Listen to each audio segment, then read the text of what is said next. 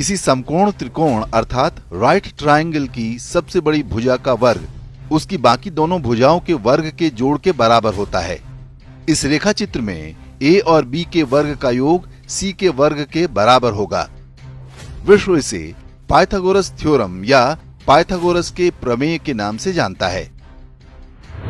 जिन लोगों ने भी 10वीं कक्षा तक पढ़ाई की है उन्हें इसके बारे में अवश्य पता होगा।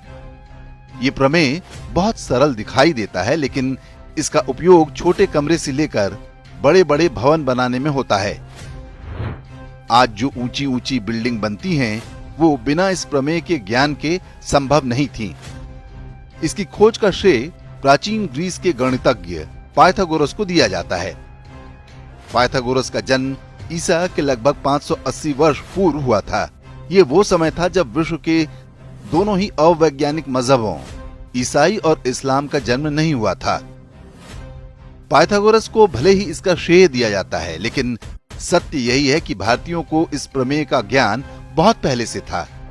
इसी प्रमेय की सहायता से प्राचीन भारत में स्थापत्य और मूर्तिकला अपने चरम पर थी। जिस सूत्र को पाइथागोरस का बताया जाता है, भारत में इसका लिखित प्रमाण पाइथागोरस से भी 250 वर्ष पुराना है। ईसा के लगभग 850 वर्ष पूर्व भारत में एक ऋषि हुए थे जिनका नाम बौधायन था। उन्होंने शुल्ब सूत्र नाम से पुस्तक लिखी है। ये भारतीय ज्यामिति का प्राचीनतम उपलब्ध ग्रंथ है। इसमें यज्ञ की वेदी बनाने की शास्त्रीय विधि बताई गई है और इसी क्रम में उन्होंने इस प्रमेय का भी वर्णन किया है।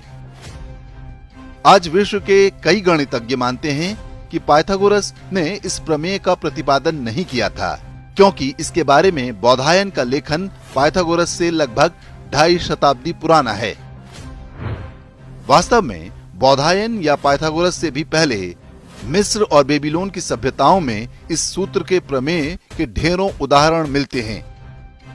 मिस्र के पिरामिड बिना इस गणितीय ज्ञान के नहीं बनाए जा सकते थे, लेकिन इस तथ्य को स्वीकारने के बजाय हमारे देश में भी पाइथागोरस को ही श्रेय मिलता रहा है। ऐसा मैकॉले के प्रभाव वाली कांग्रेसी शिक्षा व्यवस्था के कारण था, जिसमें सारा जोर इस बात पर था कि भारतीयों में अपनी संस्कृति, इतिहास और ज्ञान विज्ञान के लिए कोई गौरव पैदा न हो पाए। अब नई शिक्षा प्रणाली के अंतर्गत कुछ राज्यों ने अपने स्कूलों में सच पढ़ाने की पहल की है। इसके अंतर्गत पाइथागोरस के साथ बौधायन और शुल्ब सूत्र के बारे में भी बताया जाएगा, ताकि देश की नई पीढ़ी को पता चले कि भारत को न तो मुगलों ने बनाया, न 1947 में कांग्रेस ने। हम विश्व की प्राचीनतम और सबसे वैज्ञानिक मानव सभ्यता हैं और कम से कम हर भारतीय को इस पर गर्व होना चाहिए।